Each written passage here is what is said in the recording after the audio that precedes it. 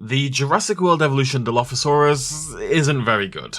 It wasn't very good in Jurassic World Evolution 1, it isn't very good in Jurassic World Evolution 2, and by the looks of things, it isn't very good in Jurassic World Evolution 3 either. Frontier have done such a good job of bringing to life a bunch of movie dinosaurs, to the point that they are near indistinguishable with their movie counterparts. So why is such an iconic dinosaur for the franchise, a dinosaur that has commanded our attention for over 30 years despite barely being in the films if we're honest, why is it left to suffer? In this video, we're going to highlight the major problems with the evolution Dilophosaurus and, more importantly, hopefully, some small tweaks that could be done to make a big difference.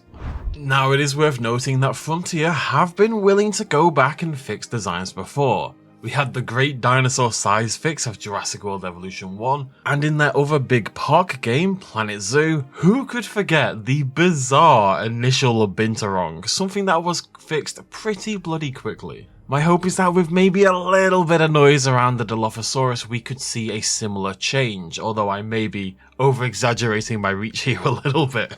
Anyways, let's dig into this. We can split this into two categories, the colour and the model. Let's kick things off with the colour. Now realistically, you've got two options for an Evolution 2 Dilophosaurus. You're going to be using the Rana pattern, and then either the brown Sala del Huesco skin, or the much brighter saturated green mangrove forest skin. The problem is that neither of these actually look like the movie Dilophosaurus. The Dilophosaurus in Jurassic Park is certainly green, it's not brown, so Sala del Huesco is already wrong, even though Frontier themselves keep using it as the quote-unquote official Dilophosaurus skin.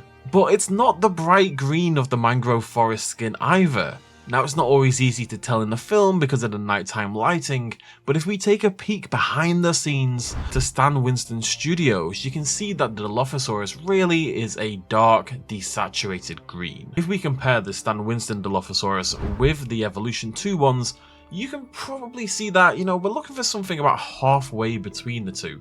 Neither are an exact match, but something between them and a little bit darker probably would be. The problem isn't just the base skin colour though, you can see it's even worse with those dark patches around the eyes, around the crest, and around the rest of the body.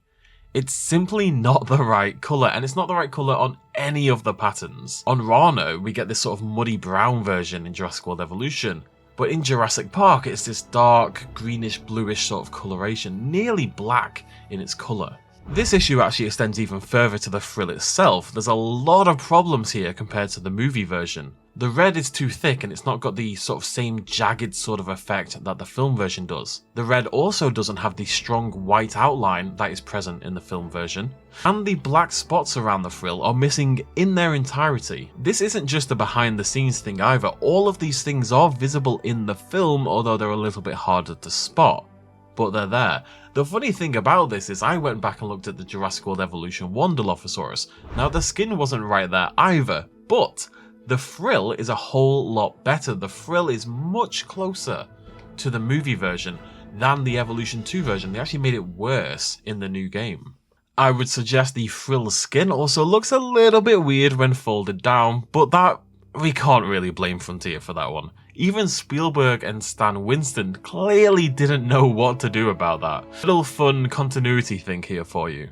This is the Dilophosaurus looking at Nedry right before it attacks for the first time on the muddy slope. Tilting its head, it's curious, there's no visible skin flaps or anything like that. The film briefly cuts to Nedry, Dilophosaurus still looks the same, you can see it at the bottom of the picture there, and then BAM! Next frame, massive random skin flaps acquired in a split second cut. What's going on here is really they knew it looked awkward, and it does, so they haven't included it in the film until they absolutely had to. And that's really the movies for you, awkward wardrobe changes aplenty. You could argue it fell out from the skin around the tech or it folded outwards, but really it's just a bit of movie nonsense, we don't really need to explain it beyond that. And so unfortunately Frontier are kind of stuck with this one. Now all these problems I've talked about are ones that could largely be fixed with an official 1993 skin.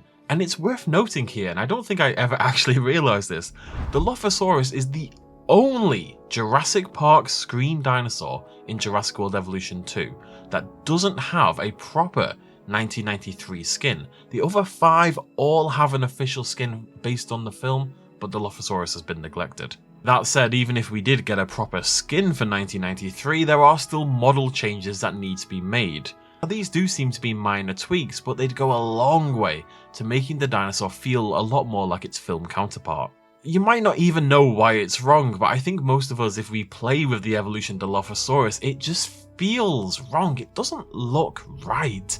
And if you put it side by side with the Jurassic Park version in a similar pose, then I think the problems become very apparent. Now, I'm not going to pretend these are exact matches, but they're close enough for a solid comparison. To me, there are three big problems with the Evolution version. The biggest problem is really the thickness, isn't it always? The snout and overall head shape of the Evolution Dilophosaurus is quite simply too wide. It lacks that serpentine aesthetic that the original has, and in my opinion was clearly cribbing from in general, particularly as the sounds the Dilophosaurus makes are that of a rattlesnake.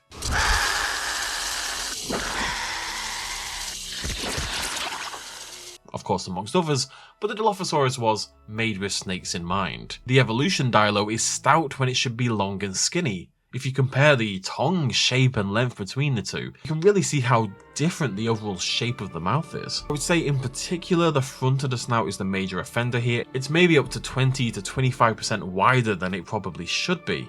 And that takes me to the second problem. Now, it's there on the mandible as well, but if we focus in on the front of the upper jaw, you can see that it's much wider. But more importantly, it also lacks this noticeable uptick that the one on the left has.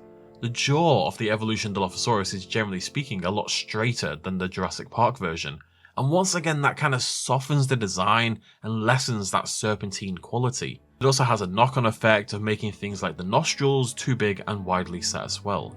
Whilst we're here, I also think the eyes may be a little bit too big and probably needs a little bit more skin surrounding it to bring down the size.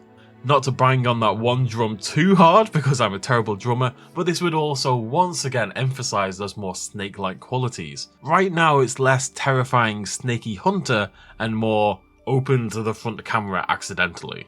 Overall, I think the issue here is that Dilophosaurus was of course one of the original dinosaurs, was made way back at the start of Jurassic World Evolution and hasn't been changed since. I think at the time they based the model largely on the existing Jurassic World Velociraptor, and therefore things like the straighter jaw have kind of made it in. My problem really is that the unique qualities of this dinosaur just aren't coming through at the moment. From the live body shape, to the undulating frame, to the higher posture, to the skinny thin jaw, to that more curvaceous, curved tail.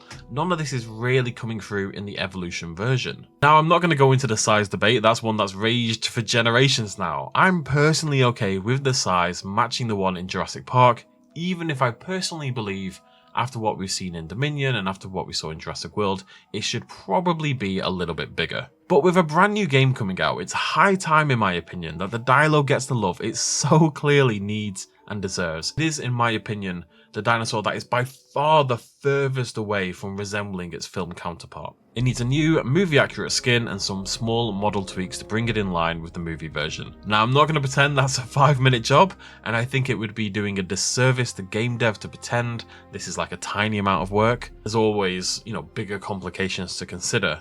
But now is the time, folks. We must rise up for Dilo justice. I've had to be very wary of the amount of times I've written the word Dilo in this script, let me tell you. It was almost a very different video. Either way, it is only now, through voice, that we can affect change, people. The time of the Dilophosaurus has come. Viva la Dilo!